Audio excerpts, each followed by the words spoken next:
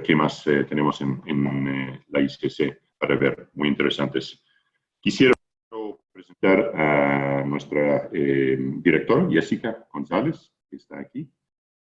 También a la mesa directiva de la comisión, Mariana Benítez, Alejandro Catalán y Ricardo Ramírez, que están aquí como vicepresidentes de la comisión.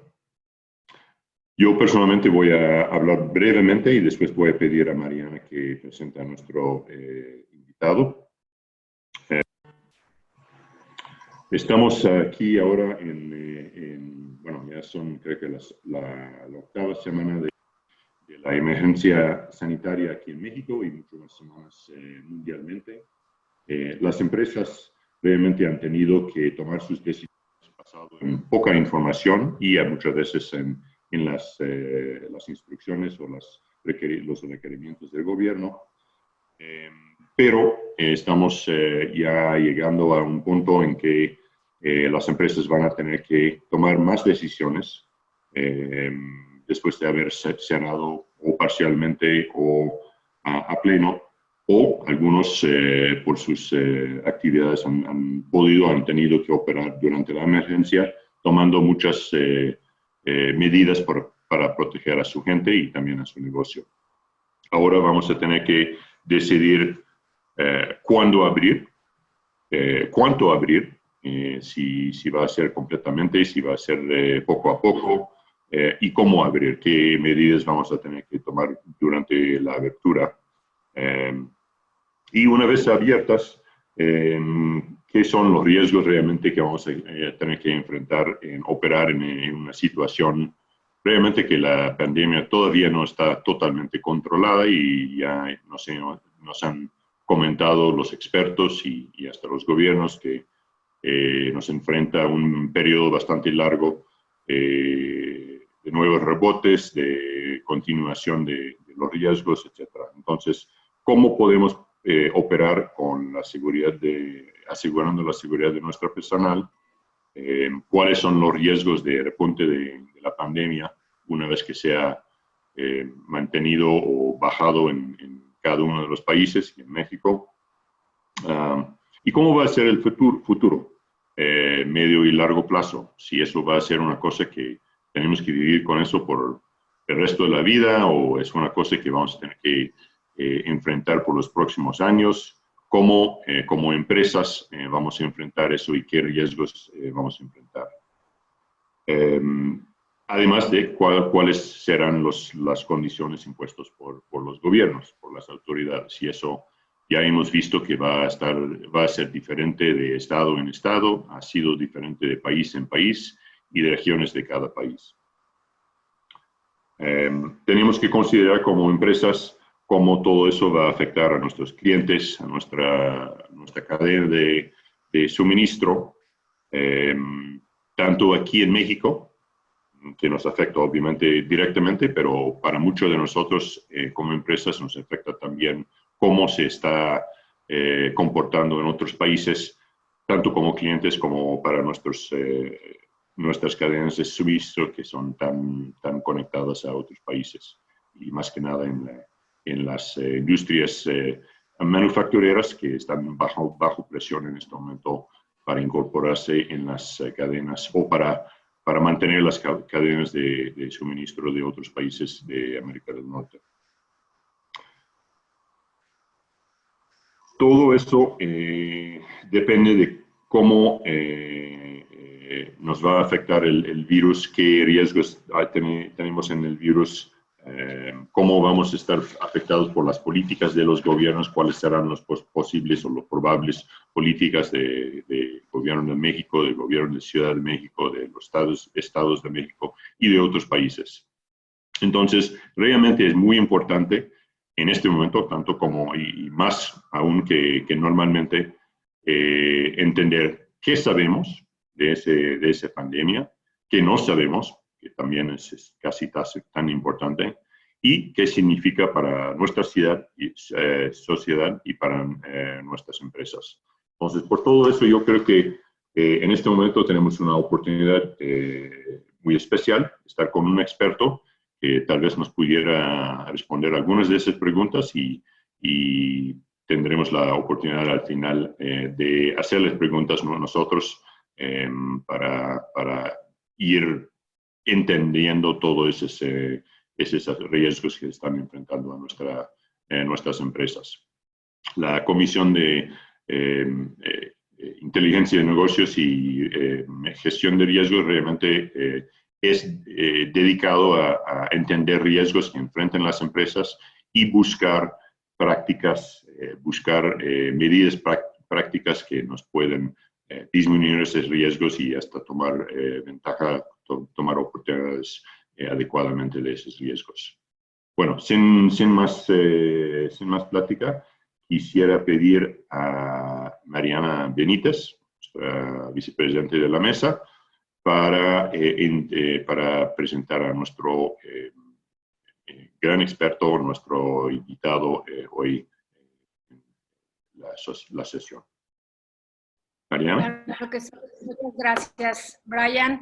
Bienvenidos todos. Muchas gracias, doctor Arturo Galindo, por este espacio que se abre dentro de su agenda. Sabemos que es en estos momentos cuando más pues requiere su atención, su tiempo y tomarse unos minutos para poder platicar con nosotros, verdaderamente se lo apreciamos.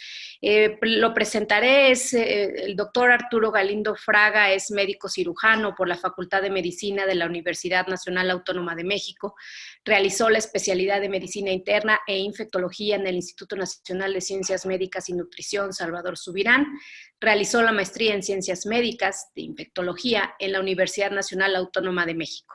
Es miembro del Comité de Ética en Investigación del Instituto desde 2011 y presidente del mismo desde 2013.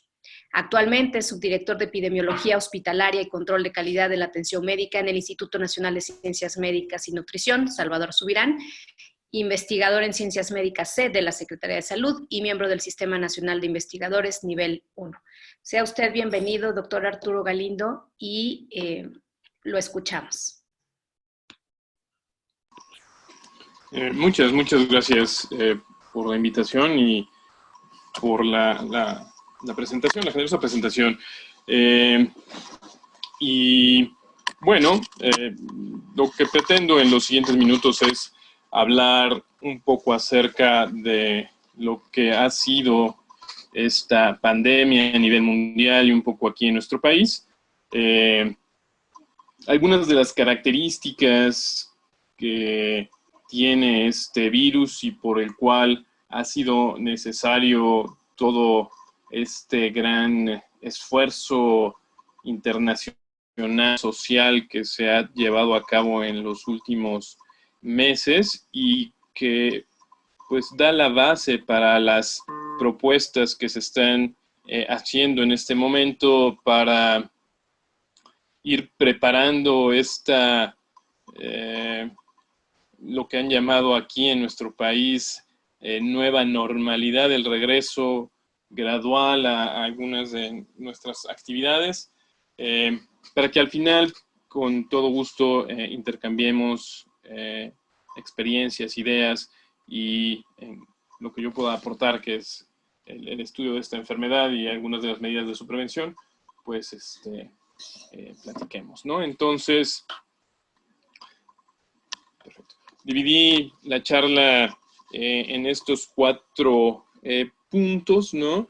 Hablar un poquito acerca del virus y la enfermedad, sin entrar en demasiados detalles, más bien enfocado un poquito a esto que les mencionaba, que es cómo se transmite y algunas de las cosas que hemos aprendido de él en los últimos meses, cómo se ha portado en el mundo y en México, qué medidas básicas de salud pública se han establecido y algunos de los retos que trae la reapertura de las actividades que se plantea, si bien en forma gradual, pero ya pronto en nuestro país por diversas razones, ¿no?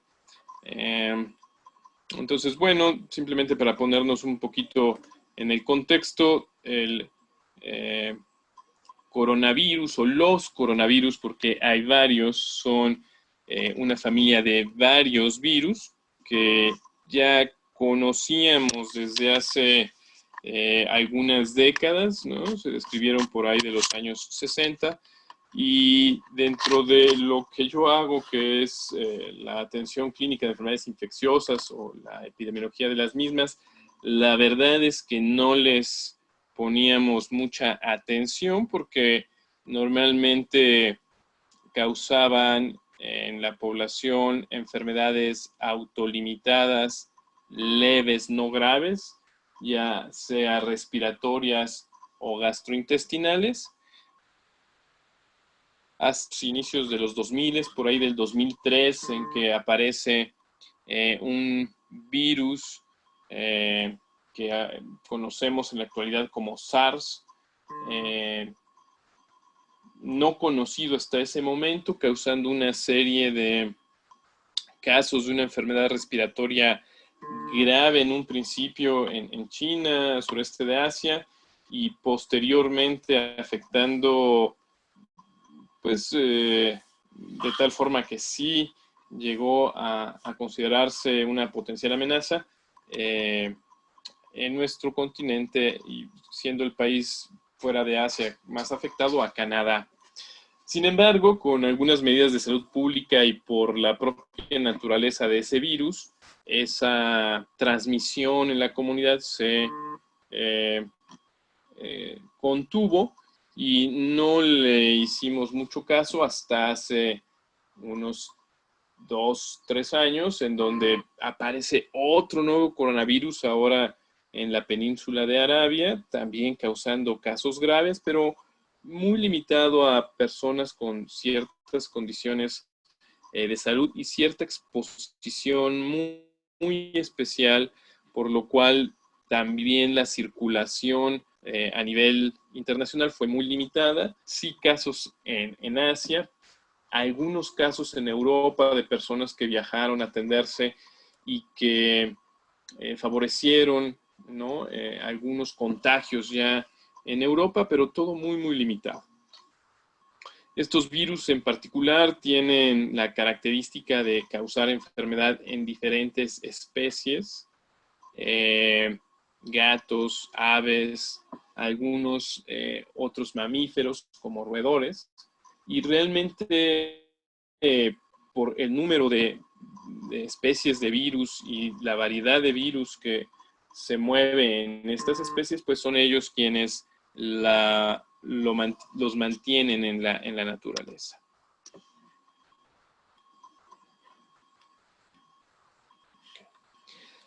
De los coronavirus que ya conocíamos, estos 4 que son los que causaban enfermedad leve, me parece hacer el señalamiento que tienen una temporalidad muy particular en el año, muy similar a lo que hace influenza, quizá empezando en una forma un poquito más temprana que influenza y terminando un poquito antes su circulación, pero sí predominando en los meses de invierno, ¿no? Y variando cuál de ellos era el que predominaba año con año, como les pongo ahí en esa gráfica.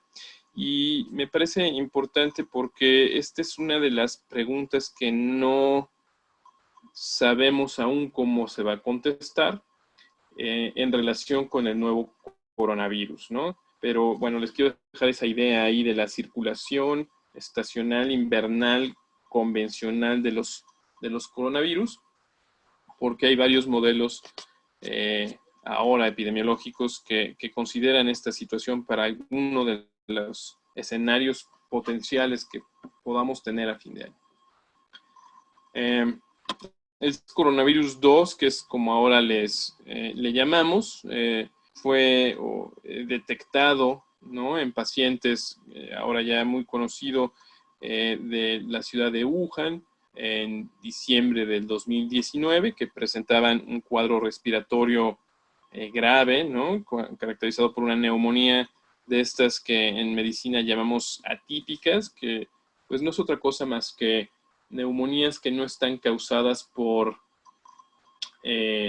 bacterias como el neumococo o como otra que llamamos Klebsiella. Entonces, todas esas que no cumplen en sus manifestaciones, tanto de molestias como de estudios de laboratorio, con lo que hacen ese tipo de bacterias, pues las llamamos atípicas y muchas de ellas son causadas por virus.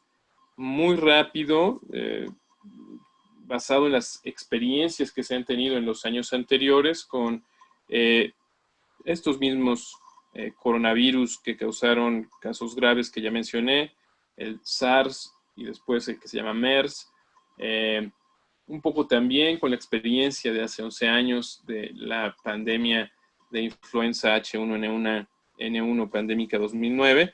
El estudio de estos casos se llevó a cabo en forma muy completa y se pudo la secuencia de este nuevo virus, compararlo con los que ya lo conocíamos y confirmar pues que se trataba de un agente infeccioso nuevo, no identificado previamente como causante de enfermedad en humanos, y con el desarrollo que ha tenido la biología molecular en la última década, ¿no? Se pudo comparar con esos bancos de datos, con esas bases de datos que se tienen de la composición genética de virus conocidos, tanto que afectan humanos como que afectan a otras especies, y se encontró que pues era diferente al primer virus del SARS, el que les comento apareció por ahí del 2003, aunque sí dentro de las familias de los virus es un miembro cercano, lo mismo que a algunos virus que afectan murciélagos.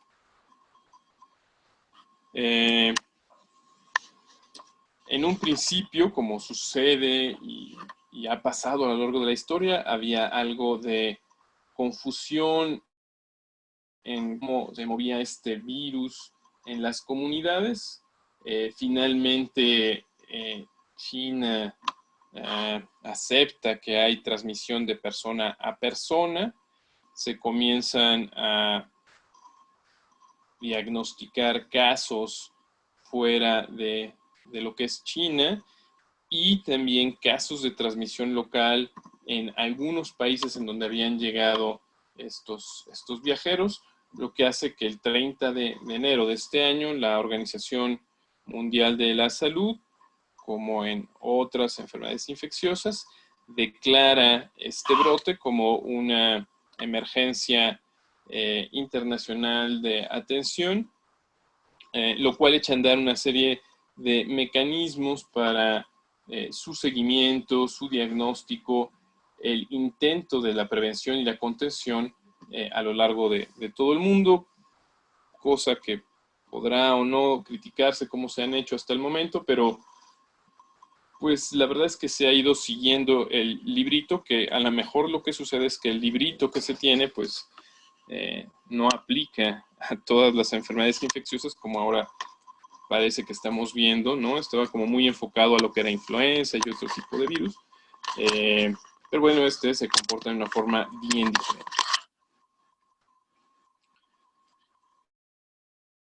El origen del virus, ¿no? Y es algo que han hecho los coronavirus y algunos otros virus, también influenza, pues durante toda la historia. Son virus que se encuentran circulando en la población animal, van evolucionando, ¿no? En forma natural, y eventualmente encuentran algún hospedero intermediario, ¿no? Que favorece que ganen algo de información genética que les va permitiendo variar a quienes van afectando. Sucedió, lo repito, con influenza, en particular hablando de los coronavirus, en el SARS coronavirus del 2003, un felino particular ahí del sureste de Asia, parece que fue su hospedero intermedio, con el MERS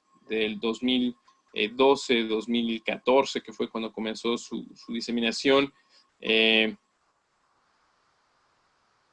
teniendo como un antecedente bien importante las personas que lo han desarrollado contacto la mayor parte de ellos con camellos, y pues se ve que el huésped intermediario fue el camello, y ahora pues todavía no definido, aunque hay varias sospechas, como una muy fuerte, como les voy a mostrar, de quién fue el huésped intermedio. Una cosa interesante es que, bueno, en este caso se piensa, por estos estudios genéticos que les he comentado, que el hospedero intermediario pudo haber sido este mamífero muy especial, particular del sureste de Asia, que se llama pangolín, un mamífero escamado que es común que se utilice algunas de sus partes, como las escamas, o incluso su carne dentro de ya sea la cocina o la medicina tradicional en China. Y la cuestión interesante sobre los huéspedes intermediarios es que su única función en algún momento es servir como de acondicionamiento para el virus, y una vez que pasa del huésped intermediario a nosotros, ¿no?, como humanos, ya no son necesarios y la transmisión se mantiene de persona a persona. Hasta ahorita esta es la teoría más aceptada, ¿no? Hay mucha similitud genética con algunos de los virus que afectan a este mamífero. Descartada la primera, ¿no?, que tomaba en cuenta algunas serpientes, pero eso sí ya parece que está muy claro que no fue así. Y bueno, viene este gran brote, ¿no?, que hemos estado viviendo prácticamente todo este año, siendo la verdad América, México, uno de los países que estamos siendo afectados al final, ¿no? Este viaje que tuvo el virus de Asia hacia Europa, ¿no? Un poco en el sureste, en el área del Pacífico, después la Europa, Europa occidental, un poquito en África, y sin que se vea muy afectada, cosa que también ha causado mucha discusión científica. Y después, bueno, toda América, y como van a ver ahorita, pues siendo ahorita el foco de mayor actividad de la transmisión de esta infección, que les pongo los números que ha reportado Organización Mundial de la Salud, y entendemos que todos estos reportes epidemiológicos son muchas veces una muestra de lo que está sucediendo, que tienen limitaciones en cuanto a su exactitud, y que muchas veces no se busca necesariamente que sean datos totalmente exhaustivos en cuanto al número total de casos, sino dar más bien una estimación de lo que está sucediendo en las diferentes regiones del mundo. Pero bueno, para el día de ayer, y pues para hoy en la mañana ya amanecimos con más, pero bueno, ya habíamos pasado los 4,5 millones de casos, con más de 310,000 muertes a lo largo de todo el mundo, ¿no? Como les decía, en este mapa es claramente, entre más oscuro es el color, es mayor la actividad que se tiene de la enfermedad. Vemos como ya en donde inició China, ahorita hay una muy baja circulación del virus, que no quiere decir que no la haya, ahí está, empieza a haber algunos casos ahora que están retomando algunas actividades, pero no al nivel de una transmisión mantenida como tenemos en América, Estados Unidos siendo ahorita el foco principal de transmisión, de actividad de la infección, pero algunos otros países tomando ¿no? ¿no? Lo que está pasando en Brasil, y bueno, no sabemos muy bien hacia dónde vamos en México, pero siendo este lado del mundo el que actualmente tiene una muy importante actividad, ¿no? Que se ve muy claramente en esta gráfica, ¿no? Como al inicio se tenía en Asia y el Pacífico, ¿no? Y después pasa el foco a Europa Occidental, y ya en las últimas semanas, los últimos meses, bueno, va disminuyendo en Europa, y nos quedamos en América como el de mayor actividad. También esta gráfica es interesante en cuanto a que comienza a mostrar algunas tendencias, ¿no? La tendencia del primer brote, luego la baja y luego cómo se mantiene, ¿no? En el Pacífico. En Europa cómo se llega al pico máximo y empieza a disminuir. Y creo que algo que es importante para nosotros, que es esta, por lo menos, apreciación visual, ¿no? De que no se ve que estemos disminuyendo mucho, ¿no? Por lo menos, si no estamos subiendo, por lo menos se está manteniendo. Eso impactó en algunas de las recomendaciones que se han hecho, ¿no?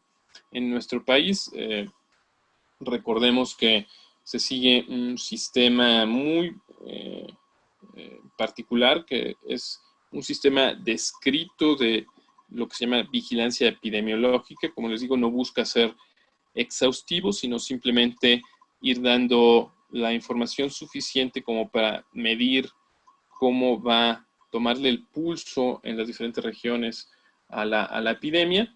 Y estos son los números que se presentaron ayer, ¿no? Ya con más de 50,000 casos y en forma, pues ya muy, creo que precisa, han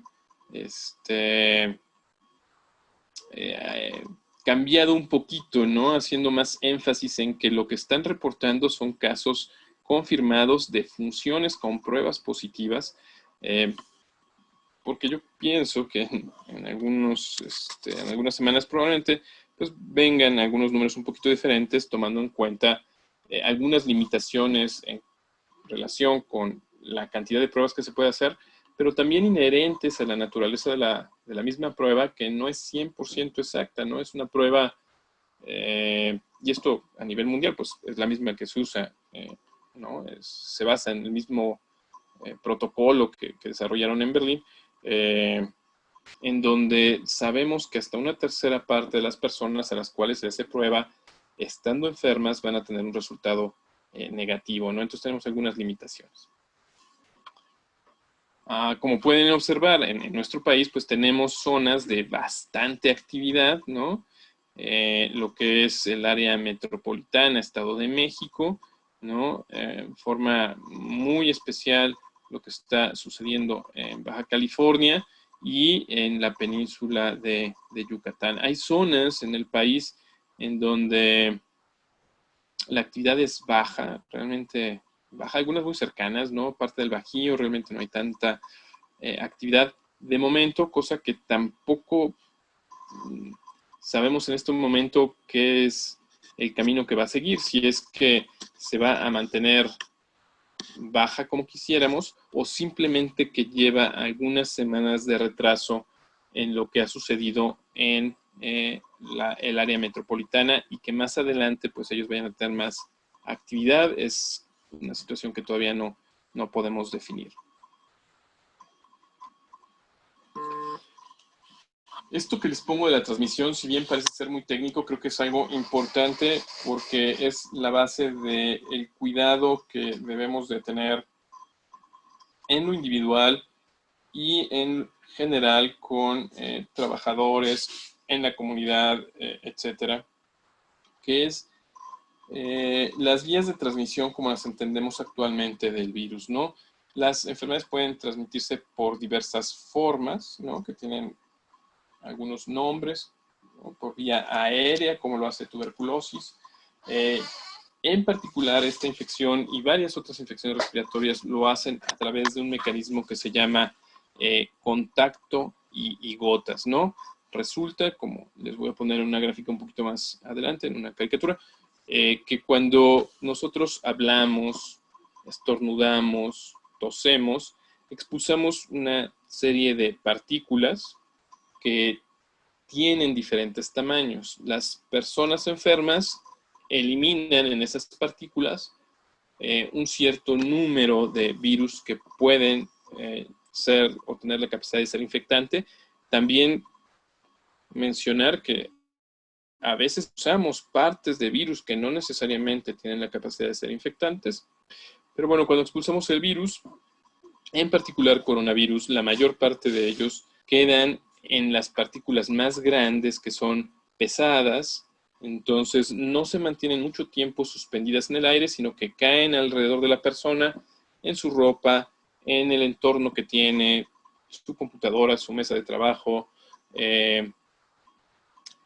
la cual queda contaminada y el virus tiene la capacidad de permanecer en esas superficies dependiendo de condiciones de humedad, de temperatura, y lo tomamos muy en general porque esto varía también dependiendo del material, pero bueno, en superficies lisas hasta 24 horas, o lo hemos definido así, y en superficies porosas hasta 48 horas. Entonces, si una persona llega y toca esa superficie que está contaminada, se lleva el virus en las manos y después toca su cara, boca, nariz, ojos, se contamina y entonces es como se infecta, ¿no?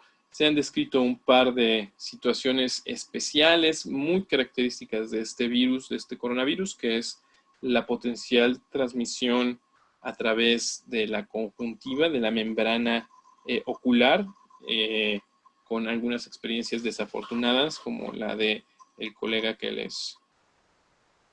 La foto, ¿no? Li Wenliang fue un oftalmólogo famoso ahora porque fue de los primeros médicos en reportar pues estar viendo un número inusual de casos con neumonía atípica y quizá con algo de censura por parte de su gobierno y que desafortunadamente se infecta y posteriormente fallece, siendo que pues él pues el contacto cercano que tenía con sus pacientes era porque veía, ¿no?, enfermedades de los ojos.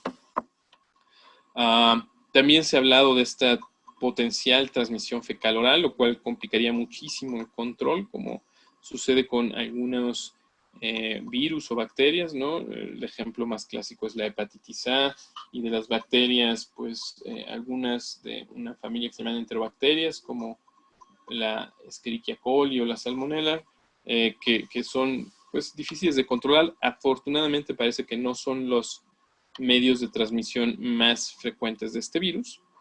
Esta es la caricatura que les decía, en donde, bueno, las partículas más grandes caen cerca de las personas, ¿no? Y las más pequeñas son las que quedan flotando durante mayor... como pueden ver, la mayor parte de las partículas cae en el entorno cercano y de ahí viene este famoso número del metro, metro y medio, 2 metros, dependiendo de la organización a la que uno acuda, ¿no?, de distancia para evitar el contagio. En nuestro país se decidió, además de la vigilancia de Centinela, ir tomando medidas de acuerdo a esto que fueron llamando las fases, ¿no?, en diferentes situaciones dependiendo de la mayor o menor actividad de transmisión en la comunidad que tuviera el virus, en donde pues se recomendaba restringir algunas actividades conforme esto fuera aumentando, y así fuimos viviendo, ¿no?, estos 3 escenarios, ¿no? Primero teniendo casos de adquisición fuera del país, ¿no?, que llegaban de algún viaje de una zona en donde había transmisión de la infección y desarrollaban los síntomas ya en nuestro país, en donde se podía detectar muy bien cuál había sido el punto de contacto. Creo que aquí en México sí, algunas personas que viajaron al sureste de Asia, pero de forma mucho más importante, ya conforme fuimos teniendo más casos, ¿no? España, Italia, definitivamente Estados Unidos. Luego empezó la dispersión comunitaria, en donde ya había algunas personas en donde la transmisión se había llevado a cabo dentro del país por el contacto de estas personas que venían de fuera. Y finalmente llegamos a la parte que estamos viendo en este momento, que es una franca transmisión sostenida en la comunidad, ¿no?, de forma epidémica, con un número muy importante de casos. Y bueno, se fueron estableciendo estas restricciones a la movilidad, a las actividades sociales, a las actividades económicas, de acuerdo a este esquema, ¿no?, de transmisión epidémica. El punto es que llevamos ya un buen rato aquí y es difícil predecir cuánto tiempo vamos a durar, ¿no? Hay zonas en las cuales sigue habiendo mucha actividad. Hay zonas en las que, como les decía, o no se ha iniciado, como el Bajío, o probablemente se inicie más adelante. Hay zonas en las cuales parecería que comienza a disminuir, aunque eso personalmente, tengo que decirles que a mí no me queda tan claro. Con lo cual ya se ha planteado, bueno, pues qué hacer para pues ir en el sentido inverso e ir liberando algunas de las actividades sociales, económicas que se tenían antes de esto. Les digo que es difícil de predecir porque, por ejemplo, hay algunas ciudades, ¿no?, en el norte del continente, ¿no?, en Canadá, particularmente Toronto, que llevan para ahora 5 semanas en las cuales no aumenta su número de casos, pero tampoco disminuye. Entonces, están en una condición muy particular en la cual no se pueden abrir muchas de las actividades, pero tampoco es que se vea demasiada transmisión del virus y difícil saber cómo se va a comportar, ¿no? No sabemos qué va a pasar aquí en nuestro país. La verdad es que, como les digo, personalmente creo que por lo menos aquí en Ciudad de México seguimos con una transmisión importante. Entonces, no sé en qué momento vayamos a llegar a tener este equilibrio y posteriormente vaya disminuyendo. Bueno. Planeando que quizá pronto, si somos optimistas, se pueda regresar a las actividades económico-sociales, hay todo un planteamiento acerca de cuáles son las medidas de mitigación que se deben de tener para disminuir la posibilidad de que pueda haber lo que se llaman rebrotes, ¿no? Porque estas medidas que se han establecido y que parcialmente han cumplido su objetivo de tener un número de casos manejable por los sistemas de salud, pero al mismo tiempo restringen la exposición de un número importante de personas a la enfermedad, hace que cuando estas personas que no se expusieron, que todavía son susceptibles, como este virus va a seguir circulando, pues puedan infectarse y entonces desarrollar la enfermedad. Y eso es algo que sabemos que tiene que suceder, a menos que tengamos alguna intervención en algún momento que pueda acortar los tiempos, pero la verdad es que el control de la transmisión de esta infección solo se va a lograr cuando tengamos un número importante de personas que ya no son susceptibles. Depende mucho también de la capacidad de transmisión del virus, cuál es la proporción de personas que se requiere para esto. Este virus en particular es muy contagioso, entonces se requiere un mayor número de personas para romper esas cadenas de transmisión. Y se calcula que para el SARS-CoV-2 se requerirá entre un 70 y 80% de la población infectada. Los países que ya pasaron por esto, la verdad es que hay algunos que ni siquiera llegan al 10% de su población infectada, y entonces esto pues, nos hace prever que la circulación del virus se va a extender durante muchos meses hacia adelante en el año y hace necesario que al regresar a las actividades pues se sigan teniendo algunas de estas medidas de mitigación. La primera y muy importante, y por eso está en primer lugar, pues es la higiene de manos. Como les mencionaba, en la mayor parte de las personas, pues la infección viene a través de esas manos que se contaminan después del contacto con una superficie en donde está el virus y que lo lleva uno mismo a las mucosas por las cuales entra el cuerpo. Entonces, como base fundamental de la prevención está el lavado de manos, y después ya en lugares en donde pueda haber convivencia con un mayor número de personas, pues han propuesto algunas otras medidas, como puede ser lo que es supervisión y mantener la sana distancia, que quizá vaya a ser una de las más complicadas, ¿no? En cuanto al filtro de supervisión, también lo han dividido en estos tres escenarios, ¿no?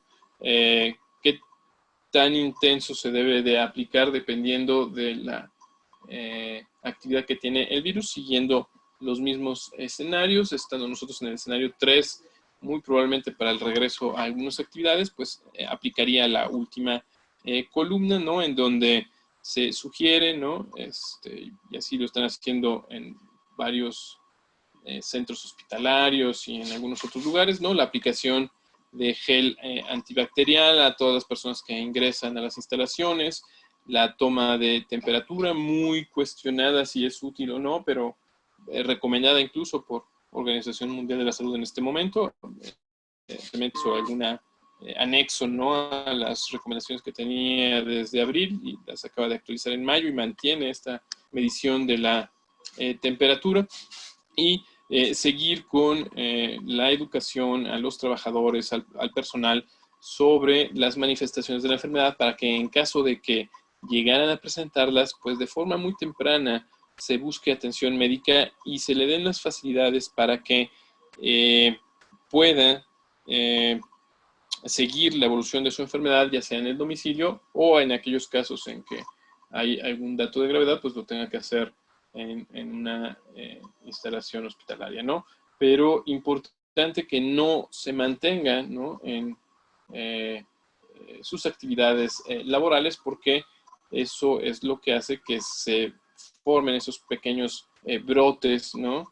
Que pueden verse en las personas que asisten a trabajar, ¿no? Y entonces diseminan la enfermedad ahí en su comunidad laboral, si me permiten decirlo así, ¿no? En cuanto a la sana distancia, estamos en este escenario 3, ¿no? Con la suspensión de las actividades no esenciales y veremos cómo se podrá ir reincorporando, ¿no?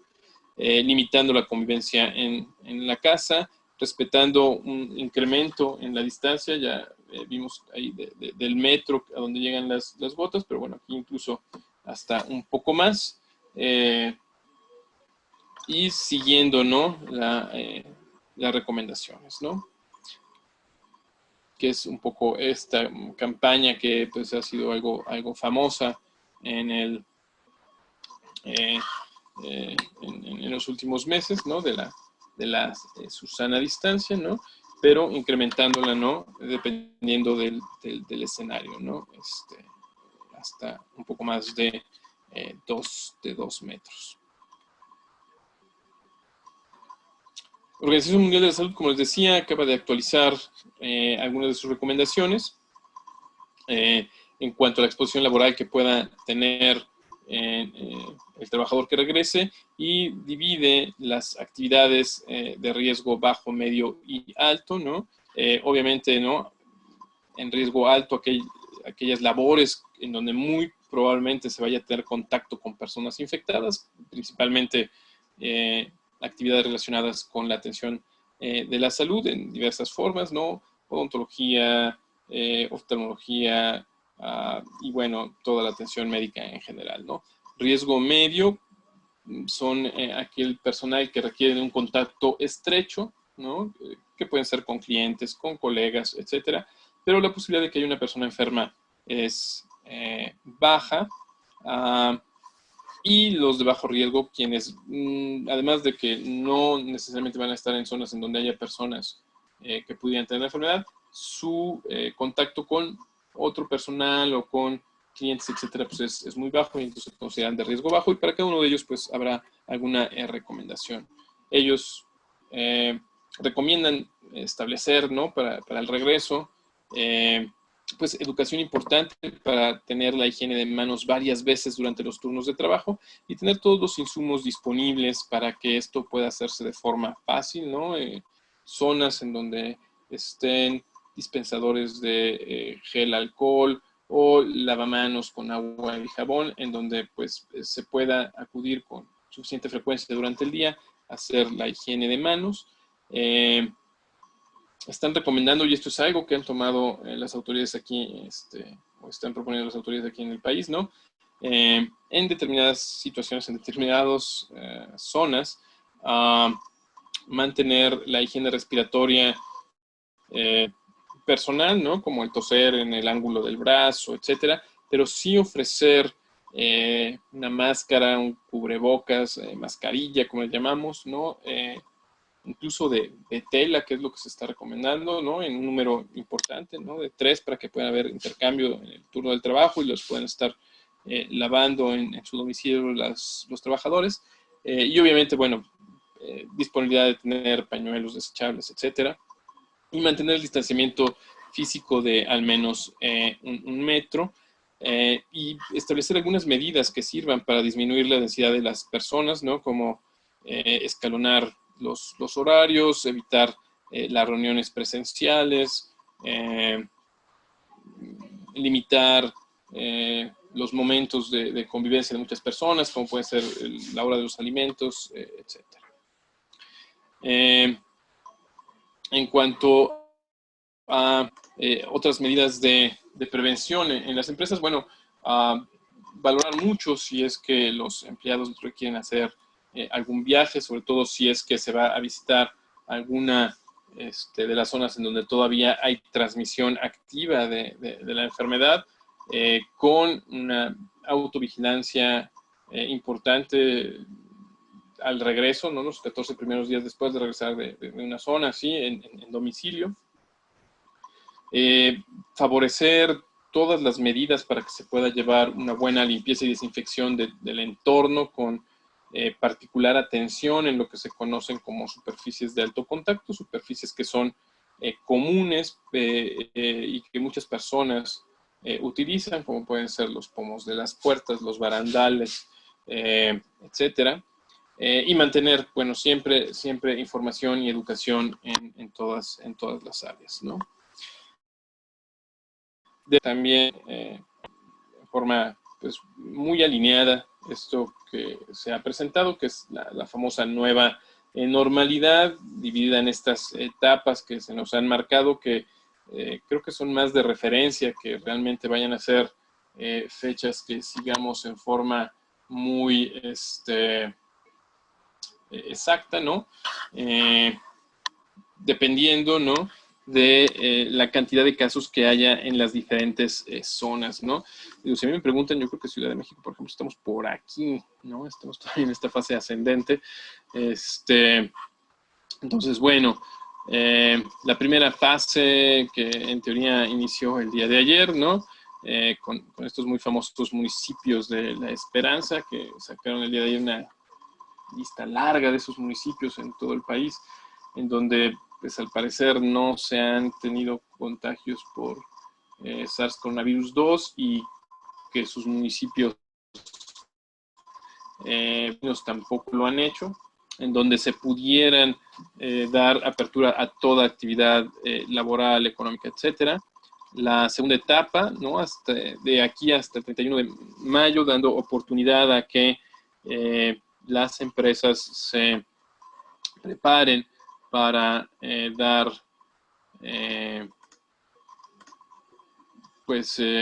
diversos protocolos para cuando se integren sus trabajadores, mismos que ahora se está sugiriendo sean supervisados y se tienen que llenar una serie de requisitos para poder iniciar las actividades, ¿no? Con el Instituto Mexicano de Seguro Social como un actor importante, al parecer, en esta situación.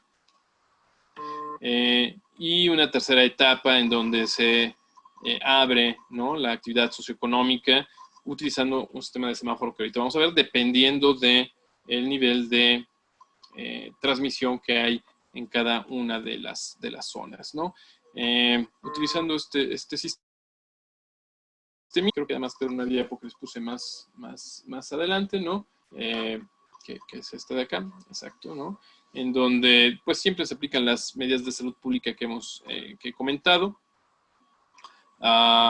Las actividades laborales las dividen en esenciales y no esenciales. Mucha discusión en cuáles se deben de incluir en uno u otro grupo, siendo un poco estrictos aquí en nuestro país, a diferencia de otros de nuestros países vecinos. Cuando es posible empezar a hacer apertura de los lugares públicos, tanto abiertos como cerrados gradualmente, teniendo mucho cuidado con las personas vulnerables, aunque esto también a mí desde la parte de infectólogo no me queda tan claro, porque estamos como enfocándonos mucho a lo que se vio en la Europa occidental, pero la verdad es que cuando vemos cómo se está comportando aquí en nuestro país, quizá no sé exactamente cómo se comportó allá, ¿no? Con un número, pues, importante, por ejemplo, de adultos jóvenes que se han visto afectados por esta enfermedad, más que incluso lo que se había reportado en China. Y bueno, finalmente el regreso a las clases, ¿no? Como una actividad final. Pues bueno, pues así es como se portan las epidemias, y bueno, ahorita nos tocó vivir esta, pero es algo que muy probablemente sea bueno de tomar en cuenta para un futuro, porque pues la verdad es que en esto de las enfermedades infecciosas la historia nos ha enseñado que es una situación que vamos a estar teniendo, ¿no? Esto nada más son algún estudio que publicó el número de países con brotes entre 95 y 2008. Como ustedes pueden ver, pues hay momentos en que hay mucha actividad y hay momentos en que no hay tanta actividad. Esto pues es cíclico, pero bueno, en la última década pues esto ha ido en aumento hasta ahora, el gran brote que tuvimos, ¿no? En el 2020. Entonces parecería que eso es algo que vamos a tener, y bueno, con afección importante en cuanto a las actividades económicas, ¿no? Porque sobre todo en situaciones tan graves como la que nos está tocando vivir, con una buena cantidad de pacientes que requieren de atención hospitalaria y un virus que se transmite muchísimo, pues obligó a tomar estas medidas tan drásticas para disminuir la posibilidad de la transmisión, ¿no? Y que fueran más manejables los casos que requieren atención hospitalaria, y pues esperamos pronto estar en este momento en donde, bueno, vayan disminuyendo los casos y podamos ir incrementando las actividades otra vez laborales, económicas, y bueno, eso, a ver qué impacto trae más hacia el futuro, ¿no? Pues algunas estimaciones que han hecho, ¿no? En algunas escuelas en cuanto al impacto que puede tener en diferentes ámbitos, pues depende mucho de cuál es el escenario. Creo que sí, muchos estamos pensando que este va a ser el escenario más frecuente, en donde pues esto dure de 6 a 12 meses, ¿no? Hay quienes dicen que esto puede venir en forma cíclica a lo largo de todo este tiempo, y probablemente para que esto se controle, si es que no tenemos una vacuna pronto, pronto es en un año, no son tan rápidas el desarrollo de las vacunas, pues esto se pueda prolongar durante, en forma natural, el cálculo es alrededor de 2 años. Esperemos tener la vacuna para que esto pueda cortarse antes. Y bueno, pues esto ha afectado de forma muy importante las actividades económicas, ¿no? En México, pues se prevén varias situaciones, una fuerte caída del PIB. Quienes son optimistas piensan que podrá haber una posterior, un poco como ha sucedido en otras experiencias, daño a muchos sectores, en particular servicios. Bueno, lo que está pasando con el transporte aéreo y el turismo es muy marcado, y pues dentro de lo que podemos esperar, muy probablemente vayan a ser cambios importantes en cómo pues vamos a vivir en los siguientes años, ¿no? Parecería que la sana distancia es algo que se va a hacer como una costumbre, ¿no? Los protocolos de higiene, yo esperaría, y es mi ilusión como infectólogo, que ahora sí los adoptemos y se queden con nosotros. Sucedió un poco en el 2009 y durante algunos años lo seguimos, pero se fue perdiendo, ¿no? En este tiempo. Esto creo que es un buen recordatorio de que es algo que debemos de mantenerlo, sabiendo, sobre todo en tanto tenemos vacuna o un tratamiento efectivo, que habrá zonas que potencialmente tengan que regresar a un confinamiento, más o menos. Acaba de sucederles ahorita en Francia, ¿no? Algunas escuelas que ya habían abierto en el área de París empiezan a tener casos, y ha sido necesario volver a suspender ahí las clases. Esta situación de los horarios escalonados, por lo menos en el área en que yo me muevo, que es el área de la atención a la salud, es algo que yo creo que ya vamos a tener que utilizar de forma permanente, ¿no? y la separación física en el trabajo, que es algo que nos ha costado muchísimo por diferentes razones, ¿no? Pero que creo muy importante, ¿no? Que mantengamos en los siguientes meses. Y esta es mi última diapositiva. Bueno, esta situación, ¿no? De tratar de controlar un poquito lo que la OMS llamó la infodemia, ¿no? Que también ha traído cosas bien interesantes, ¿no? En cuanto a la convivencia social, etcétera, cómo están viviendo las personas en su casa, el aislamiento, y pues ser bueno, pues cuidadosos con la información que vamos teniendo y seleccionar la que es un poquito más fiable, ¿no? Porque hay mucha información, lo cual es bueno, pero alguna de ella no necesariamente es muy confiable. Y ahora sí, esta es mi última diapositiva y no sé si gusten que intercambiemos algunas ideas con ustedes, con el grupo. Si tienen algún comentario o duda acerca de lo que les he platicado, con todo gusto podemos tocar.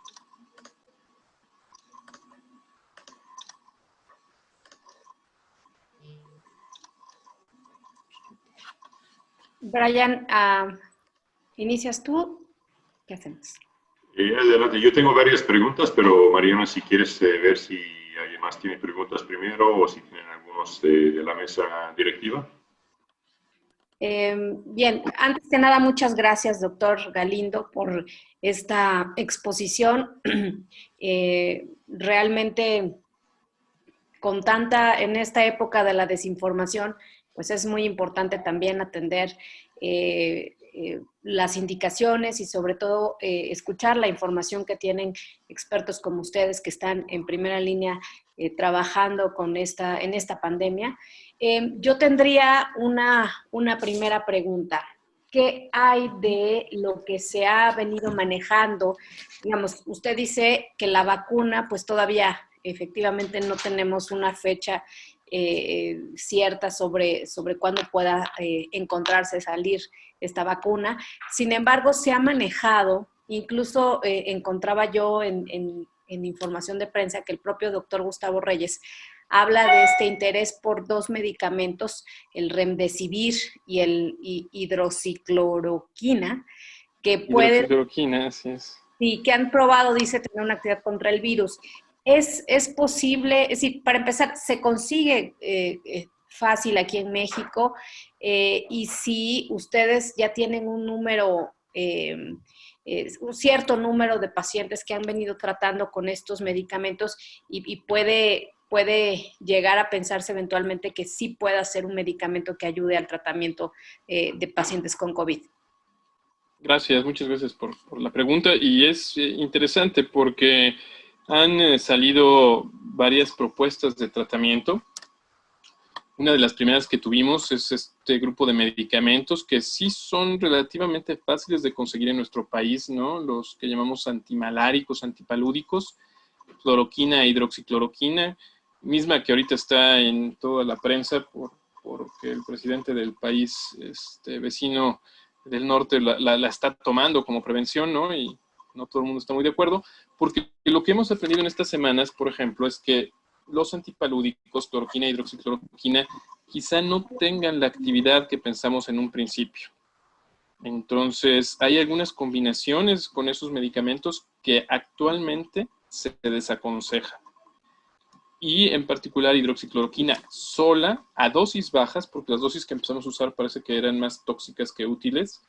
En este momento está en estudio, pero no hay suficiente información como para recomendar a favor o en contra por parte de las, por lo menos, más grandes organizaciones médicas que ven este tipo de problemas.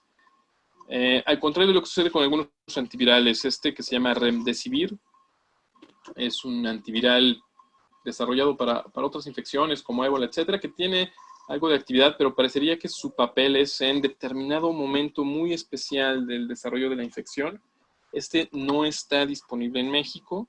Se tuvo la oportunidad de probarlo en un estudio de los que se llaman clínicos controlados, patrocinado por los institutos nacionales de Estados Unidos, pero más bien en un número pequeñito, ¿no? Tuvimos la oportunidad de hacerlo en 10 pacientes. Viene una continuación de este estudio, entonces esperemos tenerlo disponible para algunos pacientes más, y el compromiso que ha hecho el laboratorio es que si en algún momento mostrara claramente que tiene un buen efecto, pues se daría alguna preferencia a México para tener este medicamento. Pero en este momento no está disponible. Entonces, bueno, son de las cosas que vamos aprendiendo. Vienen algunos otros. Hay un antiviral japonés que no se utiliza en nuestro continente, pero que durante el periodo que tuvieron de epidemia en Japón, e incluso Italia y algunos otros países, China lo llegó a utilizar y reportaron buenos resultados, del cual también un estudio ahorita en el país, algo limitado también, se tiene alrededor de 200 tratamientos, pero bueno, es algo. En vías a ver si tiene alguna actividad. Muy bien, muchas gracias. No sé, Brian, tú comentaste si tendrías alguna duda o alguna pregunta de parte de alguno de los integrantes de la mesa directiva y de los participantes. Alejandro. Adelante, Alejandro. Gracias, Mariana. Doctor, muchísimas gracias. Ha sido excelente esta plática y sobre todo muy necesaria. Hay mucha información que uno pues va viendo en internet, en otras redes sociales, y que pues ya viniendo de alguien como usted, profesional, y que esto lo vive usted directamente, pues nos abre el panorama, ¿no?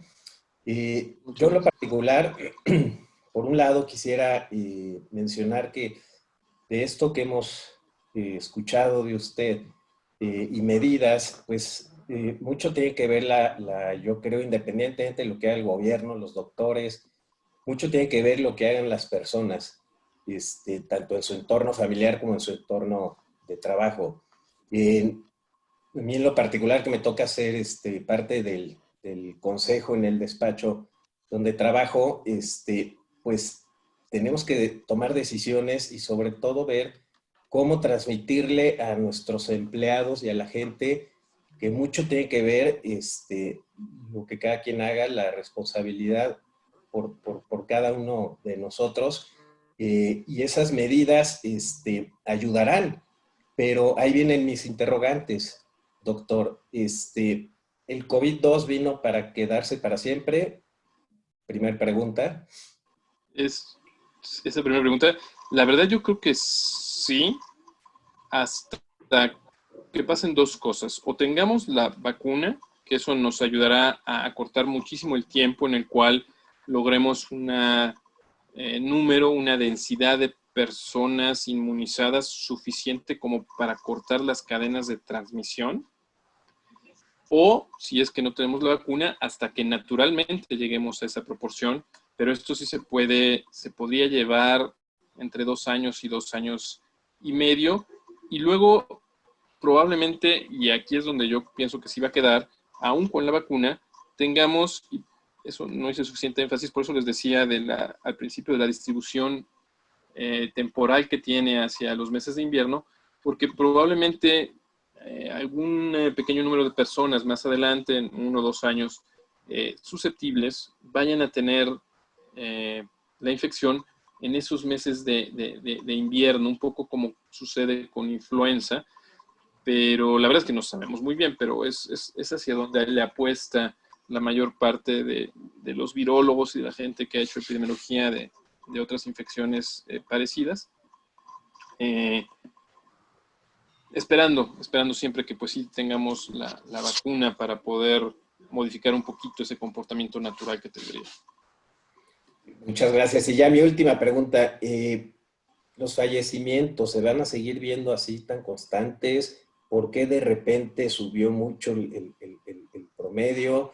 Yo de repente veo gente con unos síntomas muy fuertes, muy graves, y otras gentes que no lo tienen tanto.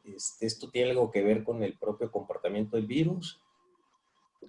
Y muchas gracias nuevamente por la participación, doctor. No, muchas gracias por sus preguntas, muy interesantes.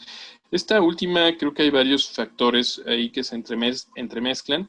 Siempre en la aparición de un agente infeccioso nuevo en la comunidad, vamos a ver muchos más casos, ¿no? Y como todos somos susceptibles, pues mucho mayor número de personas enfermas. Y ahí es donde sí juegan un poquito ya las condiciones individuales, cómo evoluciona cada uno de nosotros. Habrá quienes tengamos algunas condiciones que favorezcan mayor gravedad, como diabetes o uso de medicamentos que bajan el sistema inmune, que se dan casos más graves, o, y esto es algo que vimos en el 2009 y que se repite en 1918 y se está repitiendo ahora en el 2020, la susceptibilidad natural de algunas personas para estas infecciones, ¿no? Entonces, por eso, en cuanto aparece, pues hay un mayor número de casos graves, ¿no? Con desenlaces de mortalidad. Y posteriormente esto, conforme van pasando los años, baja porque van desafortunadamente falleciendo las personas más susceptibles y van sobreviviendo las personas que se adaptan un poquito mejor al virus, que responden un poquito mejor al mismo, ¿no? En cuanto al número de fallecimientos, creo que es algo, y por alguna razón ahora estoy involucrado en esa situación, estamos empezando a hacer la evaluación de esto. Sí va a aumentar y a lo mejor voy a aumentar un poquito rápido porque en este momento, aunque han ido acelerando su reporte en estos últimos días, muy probablemente por todo esto que ha sucedido de cuestionamiento acerca de la mortalidad, he notado que han ido aumentando el número de reportes. Se han basado en el sistema que tienen de vigilancia en donde solo se contabilizan los casos positivos. Y aquí tenemos pues la limitante de pues las muestras que se han hecho y lo que les comentaba de aún en personas en las que se han hecho las muestras, sabemos que hasta la tercera parte, con claro diagnóstico de COVID-19 y que fallecen por esta enfermedad, la prueba, e incluso en forma repetida, la prueba va a ser negativa. ¿Qué han hecho otros países? Pasó también, y esto es algo que ha pasado en todo el mundo, a principios de China prácticamente duplicó el número de muertes que había reportado, ¿no? Por este tipo de situaciones. Y ahora, y acaba de salir un reporte ayer en la prensa, y especialmente en lo que ahora nos han solicitado que apoyemos un poquito, es en la evaluación de todos esos casos en los cuales la prueba no fue positiva y ver si podemos definir, pues con cierto margen de error, pero definir un poquito mejor quiénes han fallecido por la enfermedad, y muy probablemente en las siguientes semanas vayamos a ver que incrementa el número de casos que se ha reportado. Y después de ese incremento por la forma en la que se ha hecho el registro, yo espero que se vaya estabilizando y vayamos viendo cómo va disminuyendo hacia fines de probablemente julio. Y entonces ya empecemos a ver quizá el comportamiento invernal que probablemente vaya a tomar coronavirus. Muy bien, muchas gracias, doctor Galindo. Tengo otras 3 preguntas aquí. ¿Qué le parece si se las leo y ya usted pueda ir contestando una por una? Liv Espinosa dice, ¿se relaciona el COVID con la insuficiencia del sistema inmunológico y el estrés? ¿Afecta directamente las células? ¿Es posible ligar la NOM 035 STPS de la Secretaría del Trabajo con las medidas internas laborales al COVID? Esa es la primera. Segunda, Yasneli Flores. Gracias por su exposición, doctor. ¿Qué opina sobre la vacuna que se está ensayando en Estados Unidos? Y la tercera, del presidente de esta comisión, de Brian Weiss, mencionó la duración del COVID en superficies. ¿Podría comentar sobre la efectividad de medidas como sanitización, mascarilla N95 cuando estén disponibles de manera masiva, toma de temperaturas y rastreo de contactos a nivel de una empresa? Esas son las 3 preguntas por el momento. 3 preguntas, ok. Empezando un poquito por la primera, sí, mucho tiene que ver que algunas personas hagan una forma más leve y otras una forma más grave, sin que sea absoluto, ¿verdad? Habrá personas que puedan hacer una forma grave sin tener ninguna enfermedad, pero son las menos. La respuesta que pueda tener el sistema inmunológico. Si hay alguna condición en donde disminuya la actividad del sistema inmunológico, ya sea por algún tipo de enfermedad, como las enfermedades autoinmunes, lupus, artritis reumatoide, o por el tratamiento para algunas de ellas que bajan las defensas, las posibilidades de tener una forma grave aumentan. Y sí, el estrés es una de las condiciones que afecta el sistema inmunológico. Está bien descrito. Afortunadamente la afección no es tan profunda como lo hacen algunas enfermedades o medicamentos, entonces sí podría contribuir a tener síntomas, porque la verdad es que la mayor parte de las personas que se infectan no tenemos síntomas, pero el estrés solo es difícil que favorezca una forma grave de la enfermedad. En cuanto a si es posible ligar la 0.35 con las medidas internas, definitivamente yo creo que se complementan una con la otra. La verdad es que las medidas ahorita para COVID no están tomando en cuenta muchos de las condiciones que 0.35 sí toma en cuenta en cuanto al riesgo del medio ambiente y el impacto psicosocial que pueda tener, etcétera, que en particular creo que va a ser muy importante porque todo este tiempo de confinamiento, etcétera, ha hecho que esa situación particular emocional que tienen las personas en este momento y el miedo que tienen de salir y de contagiarse hace que haya que poner mucha atención en esa parte. Entonces sí, creo que es una muy buena propuesta incluso para llevar a las autoridades que pongan un poquito más de atención en esto. En cuanto a la vacuna que se está haciendo en Estados Unidos, hay varios tipos de vacunas y formas de hacer vacunas. Algunas más tardadas que otras. China tiene la suya, Alemania empezó con la suya, los británicos también, pero en particular esta que hicieron esta institución asociada un poco a Bill y Melinda Gates, creo que es un abordaje muy, muy bueno. La verdad sí es muy esperanzador, ¿no? Las vacunas que se llaman de RNA son vacunas que tienen pocos efectos secundarios, que se pueden producir muy rápidamente y que pueden ser muy efectivas. El reporte inicial es de una inmunidad muy importante, entonces la verdad sí es una buena noticia. Esperemos que sí se pueda seguir ese desarrollo y que dé buenos resultados, esperemos que sí, ¿no? Y en cuanto a las superficies, creo que lo más efectivo, hay como dos grandes grupos. El control del virus en las superficies tiene como dos partes, ¿no? La limpieza, que es la limpieza convencional con agua y jabón, detergente, lo que se acostumbre normalmente, y la desinfección, que sí implica el uso de algún tipo de antiséptico. Y hay como dos grandes recomendaciones en particular para el virus, ¿no? Uno tan sencillo como el agua clorada o derivados del cloro. Y fuera del ámbito de salud, en donde tienen algunas limitantes, algunos compuestos que se llaman derivados de amonio cuaternario, que son efectivos para este virus, ¿no? Entonces, una de las recomendaciones sí es mantener la limpieza de las áreas y sobre todo de las áreas comunes y que se llaman de alto toque. Quizá en estas áreas en particular sí ser más enfáticos en utilizar algún antiséptico de superficie. En cuanto a la protección respiratoria, la verdad es que en la mayor parte de las actividades que uno realiza no es necesario la máscara, el respirador N95.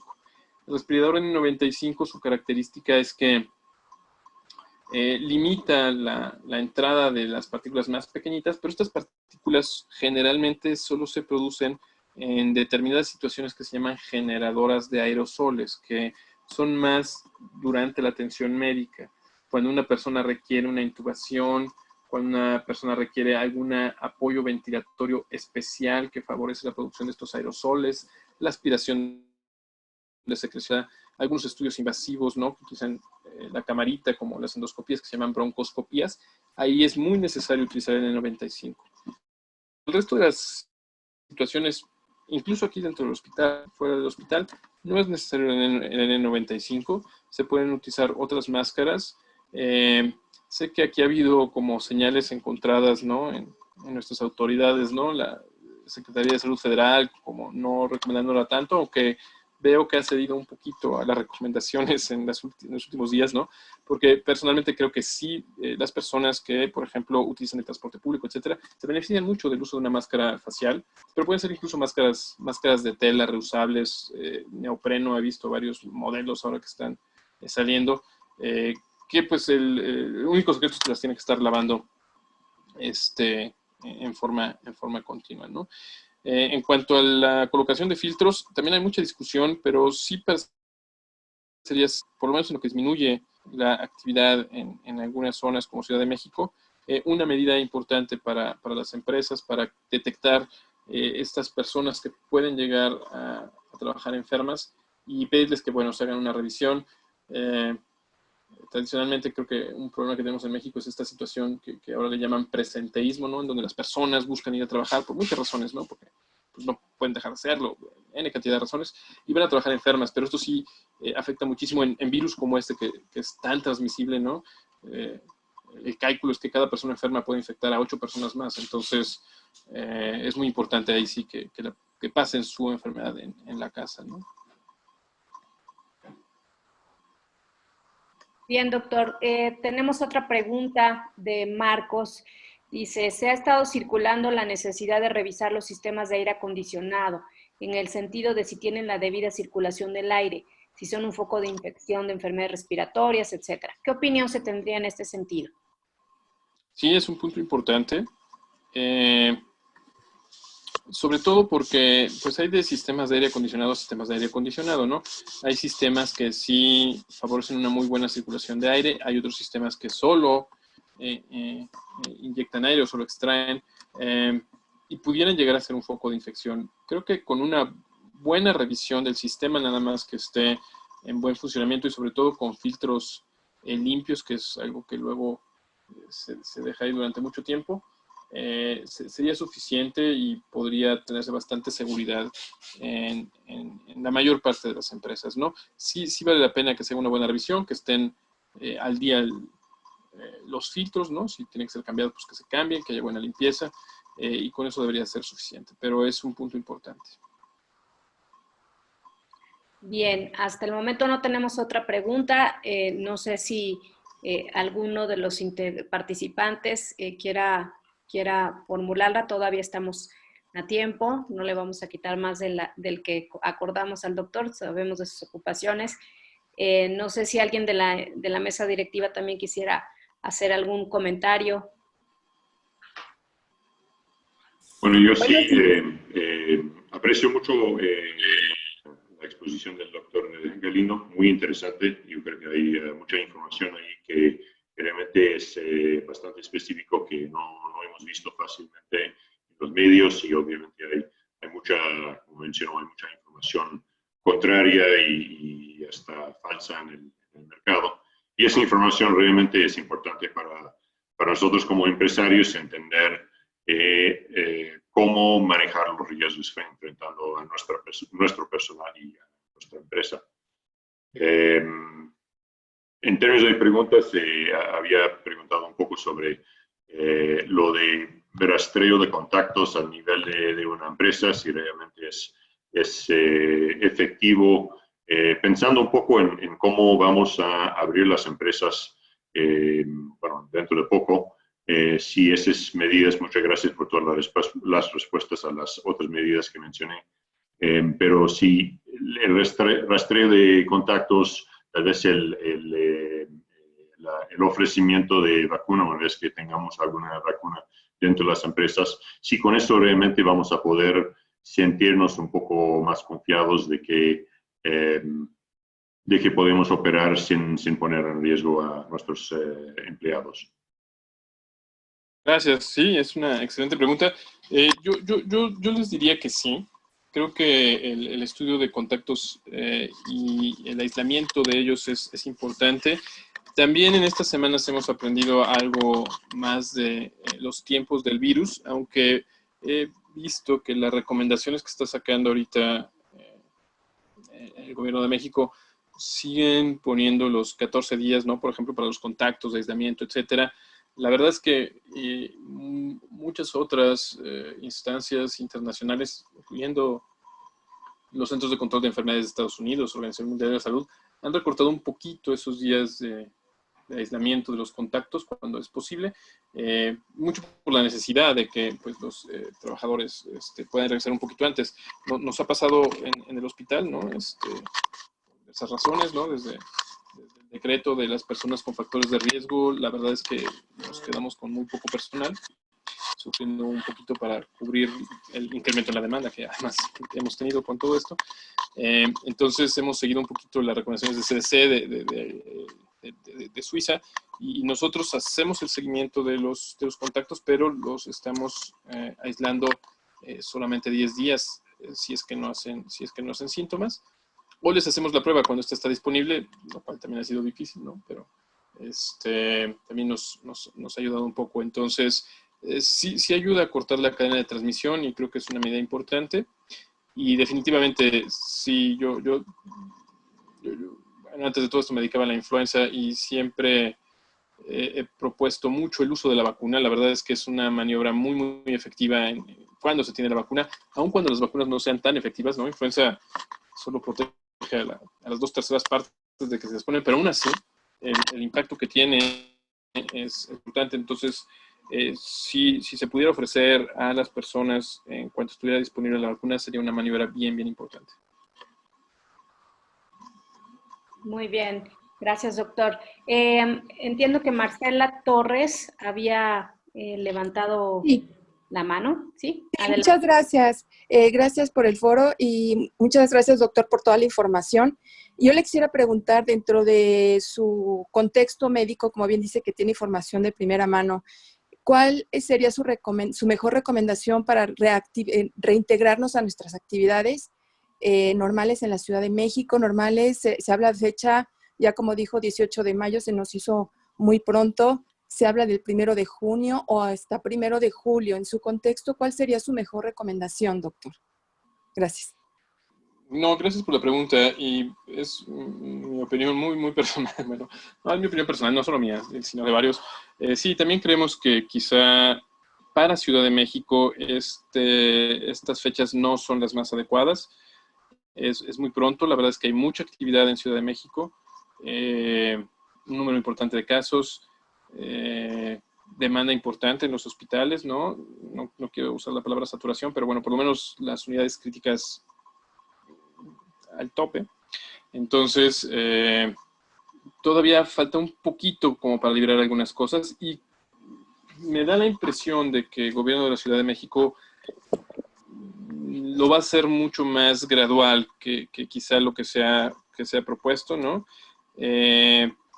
Creo que, por ejemplo, el regreso a las escuelas va a ser hasta septiembre, definitivamente. No creo que vayan a regresar antes.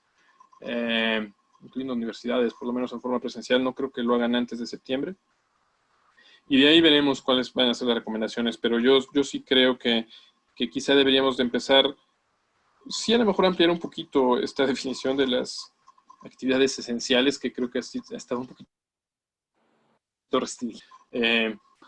Yo sí creo que está bien que se vayan abriendo algunas de ellas, porque también es importante que empecemos a salir los que quienes han podido estar en aislamiento para ver también cómo se va a comportar, ¿no?, el virus, y si va a haber el rebrote famoso o no, y también ir midiendo cómo van las cosas en una ciudad tan grande como es Ciudad de México. Pero creo que otras actividades, en particular lo que es entretenimiento, cines, bares, etcétera, creo que van a tardar un poquito más en hacerlo. Probablemente sea hasta julio más o menos cuando valoren ir incluyéndolos, ¿no? A lo mejor un poquito antes, ¿no? Alimentos, restaurantes y eso, quizá a finales de junio, mediados de junio, pero va a depender mucho de si en estas 2 semanas que faltan de mayo sí se llega a ver que se estabiliza un poquito, o seguimos viendo este incremento marcado. Han sido las 2 semanas que más pacientes hemos visto y que más fallecimientos hemos tenido en Ciudad de México. Entonces es un poquito difícil ahorita que se vayan a abrir las actividades. Gracias, doctor. Pues ya al parecer no tenemos ninguna otra pregunta. pasaría la voz a mi compañero Brian Weiss, nuestro presidente, para ya cerrar la reunión. Y de verdad, doctor, muchísimas gracias por su tiempo. Lo valoramos muchísimo y bueno, pues que todo salga dentro de lo posible, lo mejor para todos nosotros. No, muchas gracias y seguro que va a ser así. Cuidándonos un poco entre todos, seguro que va a ser así. Y no, quisiera agregar también muchas gracias al doctor Galindo. Muy interesante, como mencioné antes, muy interesante la plática, mucha información muy relevante para las empresas enfrentando esos riesgos. Vi que en su exposición, en su presentación, había varias fuentes de información que pudiera ser muy interesante también. No sé si Rosaura podemos más adelante ofrecer la presentación a los que han participado en esta plática. También quisiera dar gracias a todos los que han acompañado en esa presentación, a esa videoconferencia. Yo creo que la contribución y el interés es obvio. La contribución ha sido muy útil en términos de preguntas. Y bueno, espero que pudieran acompañarnos en próximas sesiones de la ICC, que son en varias comisiones que han tenido y están teniendo sesiones muy interesantes. Más que eso, no tengo mucho más. Muchas gracias de nuevo y espero que todos estén muy bien y que seguimos mejorando la situación. Muchas gracias. Muchas gracias. Buenos días a todos. Gracias, doctor. Muchas gracias a todos. Gracias. Gracias, doctor. Hasta luego. Gracias. Gracias a todos. Gracias. Hasta luego. Hasta Felicidades, Alejandro, nuevamente. Gracias, Mariana. Que estén muy bien, ¿eh? Igualmente. Bye. Bye, bye. Gracias.